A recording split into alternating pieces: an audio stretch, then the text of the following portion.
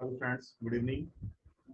मैं आप सबको स्वागत करता हूँ अपने institute the great people institute making people great.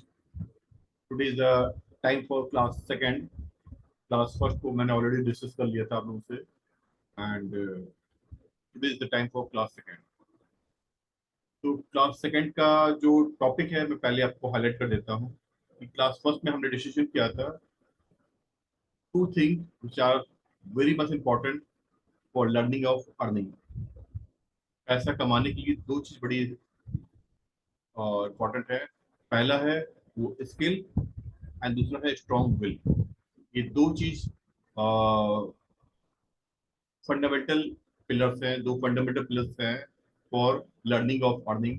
यही दो चीज डिसाइड करती हैं कि व्यक्ति अपने जीवन में कितना ज्यादा सफल होगा।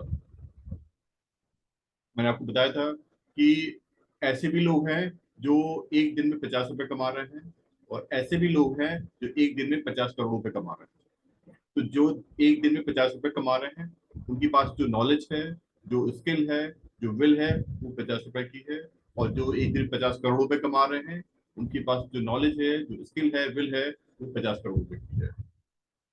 ठीक है। तो चैप्टर वन में हमने ये दो फंडामेंटल पिलर्स के बारे में डिस्कशन किया था। काफी रिसर्च के बाद में, काफी केस स्टडीज डिस्कशन करने के बाद में हमने ये आउटकम निकाला था कि पैसा कमाने के लिए दो स्ट्रॉन्ग पिलर चाहिए हैं। वो स्ट्रॉन्ग पिलर हैं स्ट्रॉन्ग स्किल्स, एंड दूसरा है स्ट्रॉन्ग विल। ठीक है। तो आज चैप्टर सेकंड में हम ये डिस्कशन करेंगे। चैप्टर वन में हमने फाइंड आउट कर लिया था कि क्या दो चीजें रिक्वायरमेंट है पैसे कमाने के लिए। और आज चैप्टर टू में हम डिस्कशन करेंगे कि हम अपने विल को और स्किल्स को कैसे इम्प्रूव करें। जबकि पहले से तय हो चुका है काफी रिसर्च की बात में कि जो हमारी अर्निंग है वो डिपेंड करती है हमारे स्किल्स पर और हमारे विल पर। ठीक है। तो अर्निंग को इम्प्रूव करने के लिए हमें अपनी स्किल्स और विल को इम्प्रूव करने की जरूरत है। और आज इस चैप्टर टू में हम यही चीज डिस्कस करेंगे। तो friends, myself Alok Kumar, the owner director of the company Executive Network. Uh, this is my career counseling division known as the Great People Institute, making people great. ये institute career counselling division है हमारी 15 साल पुरानी company executive network का, जो कि specially after Covid इसको हमने सेटअप किया है। उसका उद्देश्य यही है कि हम देश में जो बेरोजगारी की समस्या है उसको जड़ से खत्म करें और खूब सारी एम्प्लॉयमेंट अपॉर्चुनिटीज को डेवलप करें। और इसी सिलसिले को आगे बढ़ाते हुए हमने अपना 2 महीने का कोर्स डिजाइन किया हुआ है जिसका नाम है G shed, guaranteed self employment training. Fine. तो चैप्टर वन हमने ऑलरेडी डिस्कस कर लिया है। Today is the time for chapter two, जिसमें आज हम डिस्कशन करेंगे कि हम अपने स्किल्स को और विल को कैसे इम्प्रूव करें। फाइन। तो स्किल्स को इम्प्रूव करने के लिए सिर्फ एक ही तरीका है, एक अच्छा गुरु और अच्छी नॉलेज। ठीक है। कोई दूसरा इसका लाइक सोर्स नहीं है इसको इम्प्रूव करने के लिए। बस स्किल्स आपके जो डिपेंड करते हैं आपके टीचर्स पर और आपकी नॉलेज पर। जितनी ज्यादा अच्छी नॉलेज और जितनी अच्छे अच्छे टीचर से आप इसको ग्रैब करेंगे, लेंगे, उतनी ज्यादा आपके स्किल्स को इम्प्रूव करेंगे। ठीक है। और जो दूसरी चीज है विल। फाइन। तो जो विल है, मैं इसको बताऊंगा कि स्किल्स को तो इम्प्रूव किया जा सकता है, लेकिन जो विल है something is part of the personality. इसको थोड़ा बहुत हो सकता है हम लाइक मोटिवेशन के थ्रू या मोरल डेवलपमेंट के थ्रू इस विल को थोड़ा इम्प्रूव कर सकते हैं, लेकिन will is the part of the personality. हर एक इंसान की अपनी अलग अलग पर्सनालिटी है। यदि विल को इम्प्रूव किया जा सकता तो हर एक व्यक्ति धीरूभाई अंबानी होता। देश में कोई व्यक्ति गरीब होता ही नहीं है। ठीक है। तो विल जो है ये मैं कहता हूँ this kind of the birth mark, जो जन्म से ही लेकर के पैदा होते हैं। और सबकी अपनी अलग अलग विल्स होती है और उसी के अकॉर्डिंग लोगों का अलग अलग सोशल स्टेटस होता है। ठीक है। तो मैं जो भी आपको बातें बताऊंगा वो कोई हाइपोथेटिकल फैक्ट नहीं होगा। मैं जो भी बातें डिस्कशन करता हूँ आपसे, वो फैक्ट के साथ डिसीजन करते हैं।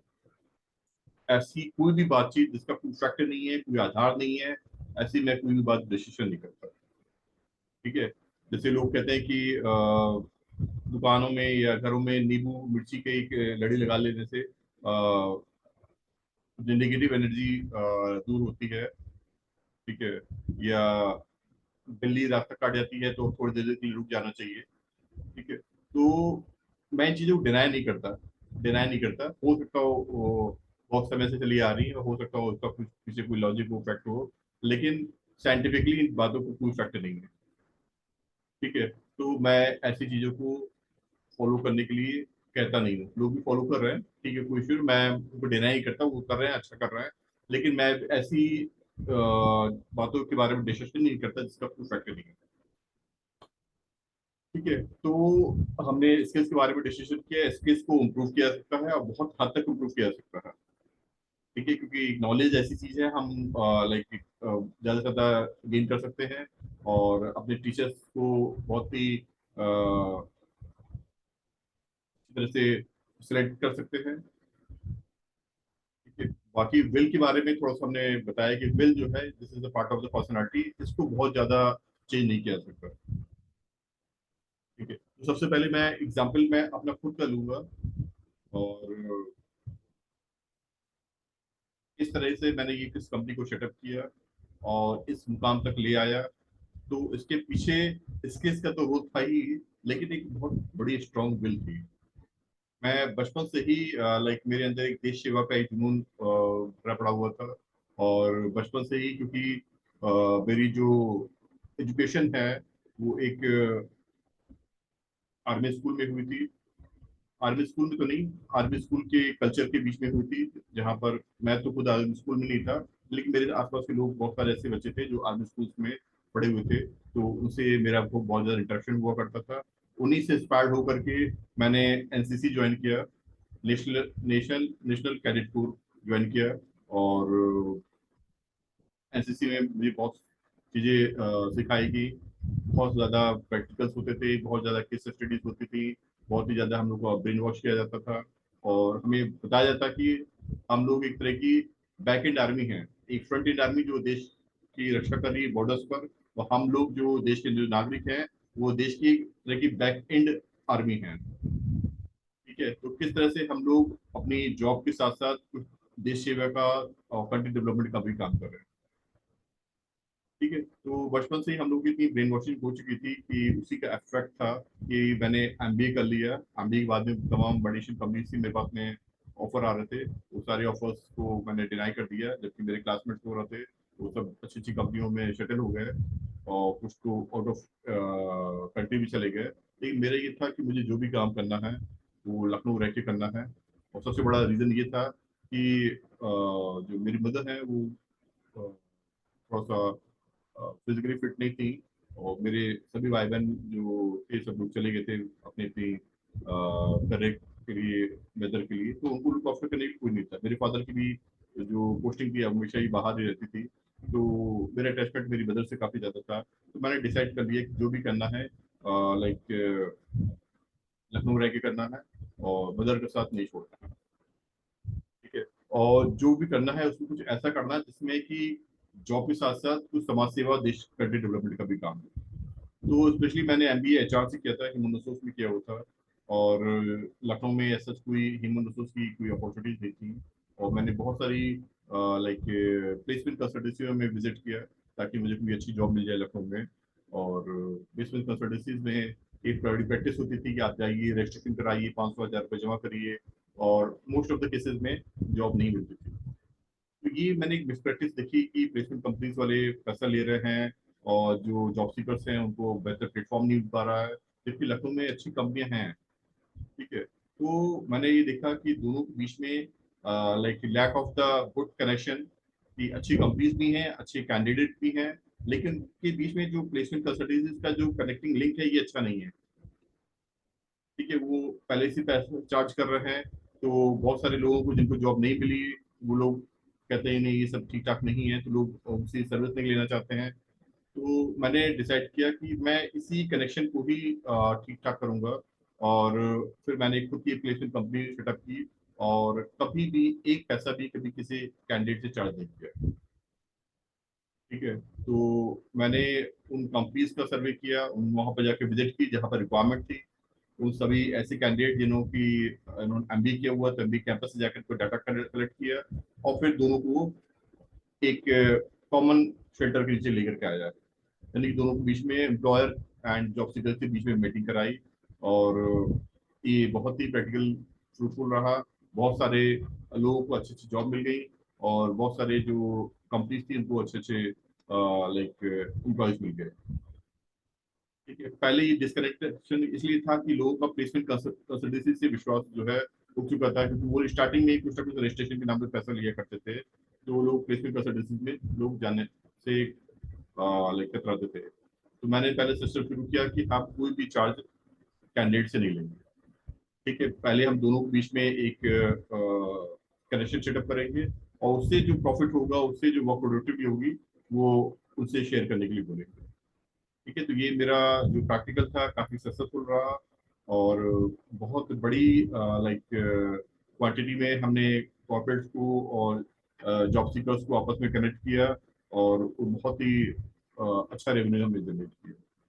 ठीक है, जब मैंने काम शुरू किया था, मैंने एक छोटा सा ऑफिस का सेटअप लिया हुआ था, एंड अकेले शुरू किया हुआ था। और जैसे जैसे कंपनी से रेवेन्यूज आया, कॉर्पोरेट ने हमारे काम को अप्रिशिएट किया, तो हम लोग अपनी टीम बढ़ाते गए, 1 2 3 4 करते करते 15 टीम मेंबर्स तक की हम लोगों ने टीम को सेटअप कर लिया। कम से कम एक बड़ा ऑफिस लेना पड़ा हमें इस पूरे ऑपरेशन को मैनेज करने के लिए। कॉर्पोरेट्स को भी हमारा काम पसंद आया, उन्होंने फाइनेंशियली भी हमें सपोर्ट किया, और साथ साथ हमें देश के top 10 top 30 top 20 like consultant का अवार्ड भी दिया हर साल, जो कि हमारे लिए बहुत ही फ्रूटफुल रहा।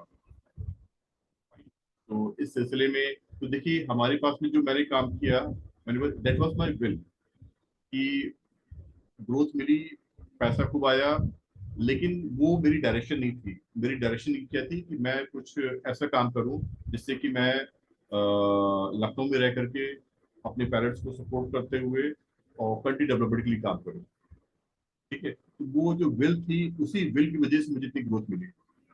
और जो विल थी और जो स्किल्स थे, स्किल्स को लोग और भी मल्टीपल डायरेक्शन में यूज करते हैं, तो मैंने अपने स्किल्स को, अपने नॉलेज को कंट्री डेवलपमेंट में काम में लगा दिया। यही रीजन है कि आज की डेट में हमें टॉप 10 कंसल्टेंट का रिकॉग्निशन मिली, और इस तरह से हमने ग्रोथ मिली। तो फ्रेंड्स, आपने देखा कि लाइक कितना बड़ा रोल है हमारी विल का हमारी करियर डेवलपमेंट में। तो जो चैप्टर 2 था, आज हमारा डिसीजन का था कि हम किस तरह से अपने स्किल्स को और विल को इम्प्रूव करें। ठीक है, तो हमने बताया कि स्किल्स को इम्प्रूव करना पॉसिबल है, और काफी हद तक स्किल्स को इम्प्रूव किया जा सकता है, विल को भी इम्प्रूव किया जा सकता है, लेकिन विल जो है something is the part of the personality. ठीक है, तो friends, today is the chapter second. Hopefully कि आपने समझा होगा कि किस तरह से हम स्किल्स को और विल को इम्प्रूव करके अपनी अर्निंग को इम्प्रूव कर सकते हैं, अपने सोशल स्टेटस को इम्प्रूव कर सकते हैं, और किस तरह से हम देश के डेवलपमेंट में इन स्किल्स को और विल को यूज करके कंट्री डेवलपमेंट के लिए काम कर सकते हैं। फ्रेंड्स, तो होपफुली कि इसने आपको बहुत ही ज़्यादा अच्छे से समझना होगा, और आप भी अपने स्किल्स को और विल को इम्प्रूव करने की डायरेक्शन में काम करेंगे, और एक बेहतरीन करियर और बेहतरीन भविष्य निर्माण करेंगे। फ्रेंड्स, इसी के साथ में मैं आज में क्लास 2 को फिनिश करता हूँ। होपफुली आपने बहुत ही ज़्यादा एंजॉय किया होगा, और फंडामेंटल्स को समझा होगा, एंड वेट करते हैं क्लास 3 के लिए। Okay, nice, thank you, bye.